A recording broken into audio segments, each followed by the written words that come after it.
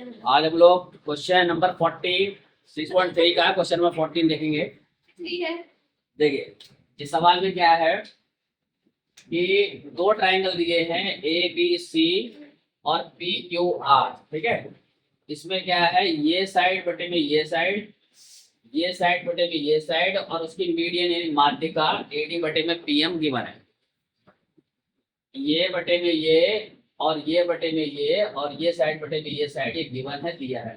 सिद्ध करना है हमें कि त्रिभुज ए बी सी समरूप है पी क्यू आर के। ये सिद्ध करके दिखाना है। कुछ इसी तरह का सवाल 12वां सवाल भी था।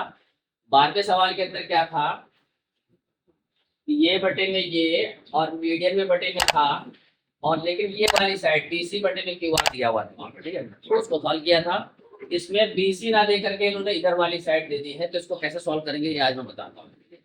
थोड़ा सा लंबा सवाल हो गया है। इस सवाल को सिद्ध करने के लिए सबसे पहले जो दिया है वो सब लिख लेंगे। देखो मैंने लिख दिया है, गिवन में क्या है, triangle A B C P Q R, जिसमें माध्यिकाएं ए डी और पी एम है कि वो ये अनुपात उनके बराबर है। इंग्लिश में भी लिख दिया है। सिद्ध करना क्या है कि ये प्रूव करना है हमें। ठीक है, यानी ए बी सी को सिमिलर ट्राइंगल प्रूव करना है पी क्यू आर। कंस्ट्रक्शन में क्या करेंगे, रचना में इसको प्रूव करने के लिए एडी को आगे बढ़ाएंगे ताकि एडी और डी बराबर हो जाए, यानी ये साइड इसके बराबर हो जाए। उसके बाद ई को सी से मिला देंगे। इसी प्रकार पीएम को एमटी तक बढ़ाएंगे, टी को आर से मिला देंगे। ठीक है, तो ये कंस्ट्रक्शन कर लिया है, इसको सिद्ध करना है। अब मैं इसकी उत्पत्ति यानी आपको सिद्ध करके दिखा रहा हूँ कैसे सिद्ध करें। देखो सबसे पहले आते हैं हम लोग इस ट्राइंगल में और इस ट्राइंगल में। त्रिभुज, देखिए हमारा उद्देश्य सवाल को हल करने का क्या है कि यदि ये बटे में ये और ये बटे में ये दिया हुआ है और हम चाहते हैं कि त्रिभुज समरूप हो जाए, तो या तो आ जाए बीसी बटे में क्यू आर बराबर आ जाए, जो इन्होंने नहीं दिया, या तो किसी तरह ये ले आए। ये इस सवाल में नहीं आ पाएगा।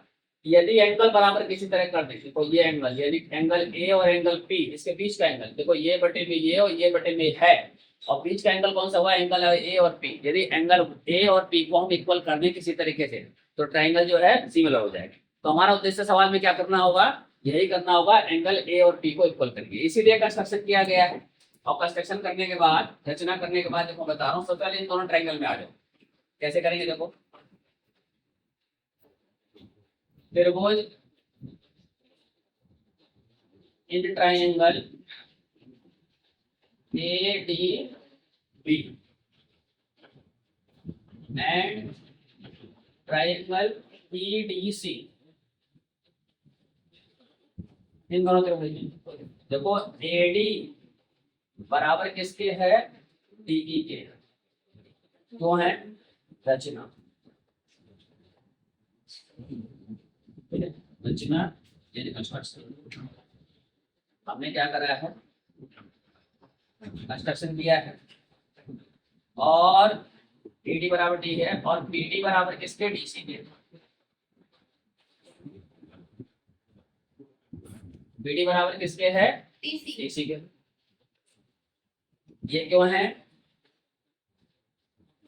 डी जो है मध्य बिंदु है, डी मध्य बिंदु।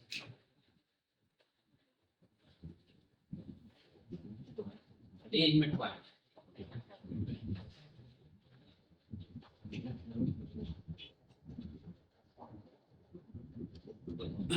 बड़ी बराबर डीसी हो गया, और ये इसके बराबर है। उसके बाद ये वाला कोण यानी ये एंगल इसके बराबर है, तो बराबर है एंगल ए डी बी बराबर है angle C D E. Vertical ठीक है, क्यों है, वर्टिकल एंगल एंगल शीर्षा विमुख कोण, शीर्षा विमुख कोण यानी वर्टिकली अपोजिट एंगल। ठीक है, तो देखो इस त्रिभुज की तीन चीजें, इस त्रिभुज की तीन चीजें बराबर हो गई हैं, तो ट्रायंगल क्या हो गया हमारा, ट्रायंगल ए डी बी सर्वांग सम हो गया, कॉन्ग्रुएंट। ट्रायंगल कौन से नियम से हुआ, साइड एंगल, ये कॉन्ग्रुएंट हो गया। और जब कॉन्ग्रुएंट हो गया तो सब कुछ बराबर हो गया। सब कुछ बराबर में क्या हो गया, ए बी बराबर किसके हो गया, सी के। ए बी बराबर ठीक है, आप देखो जब ये साइड इसके बराबर हो गई तो इसी तरीके से इधर वाला भी कॉन्फ्रेंट कर सकते हैं, उसको करके नहीं दिखाएंगे, ठीक है। जब वो एक ही मेथड दोबारा यूज करते हैं तो उसको ज्योमेट्री में करने की जरूरत नहीं है, ठीक है। आप उसको डायरेक्ट लिख सकते हैं, उसमें नंबर नहीं करते आप। तो क्या कर देंगे, हम इसको डायरेक्ट लिख देंगे ट्रायंगल से कॉन्फ्रेंट, यहाँ लिख देंगे इसी प्रकार, यानी similarly.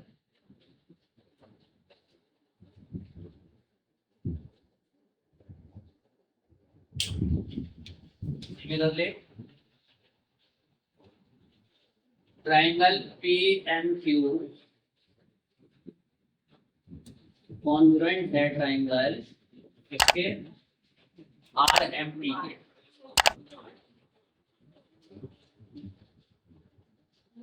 P M Q T M R.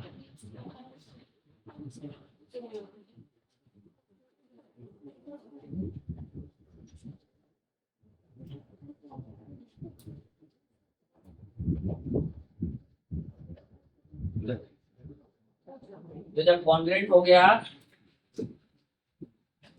तो उसमें साइड बराबर हो गया, तो पी क्यू बराबर है टी आर। पी क्यू बराबर टी आर। अब इधर देखो,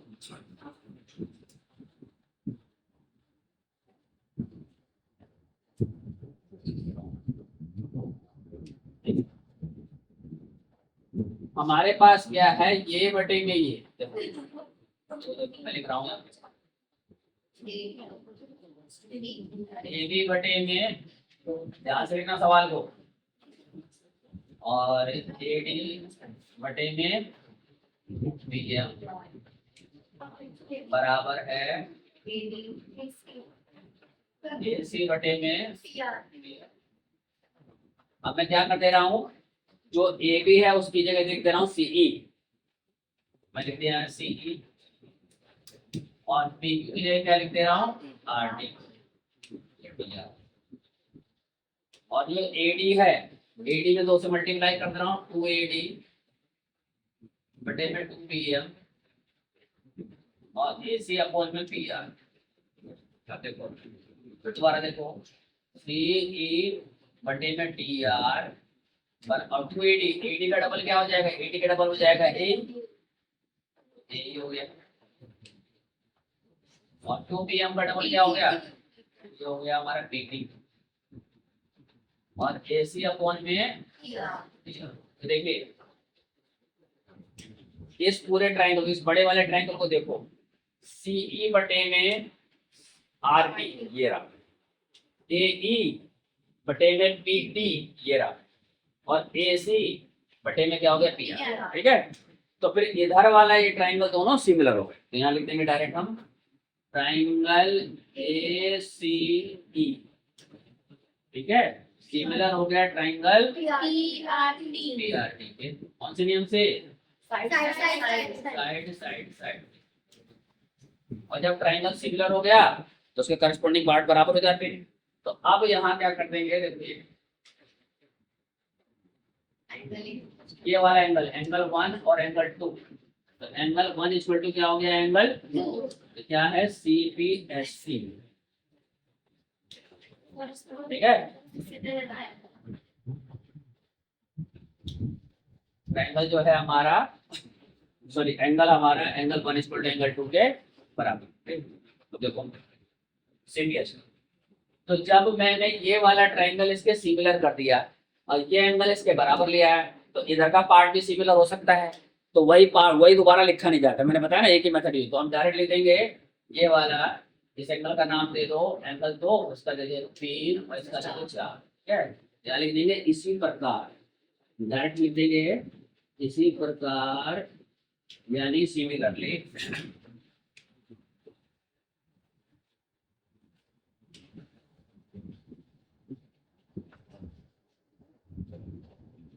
एंगल 3 इक्वल टू एंगल 4, ठीक है।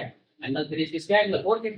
अब इन दोनों को ऐड कर दे रहा हूं मैं, यानी एंगल 1 प्लस में एंगल 3 और एंगल 2 प्लस में एंगल 4, ठीक है। तो एंगल 1 प्लस में 3 और 2 प्लस में 4, 1 प्लस 3 एंगल ए हो जाएगा, तो एंगल ए बराबर हो गया एंगल ए, ठीक है।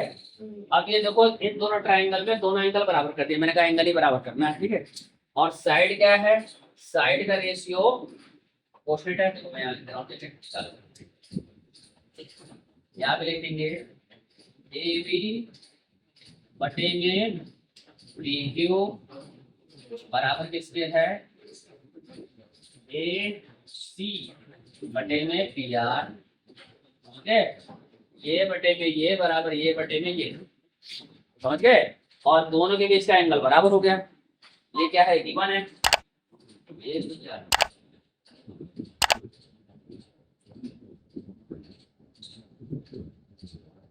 तो ट्राइंगल मिलर हो गया। इसलिए triangle A B C similar triangle P Q R, कौन सी नेम से, साइड एंगल, यही हमें सीखना है, ठीक है। तो मे भी सवाल समझ में आ गया आपको, ठीक है, बहुत इंपॉर्टेंट सवाल है, ठीक है। हमें उम्मीद है बच्चों आपको ये सवाल समझ में आएगा, इस सवाल को अच्छी तरह प्रैक्टिस कर लेंगे। मिलते हैं नेक्स्ट वीडियो में, तब तक के लिए जय हिंद।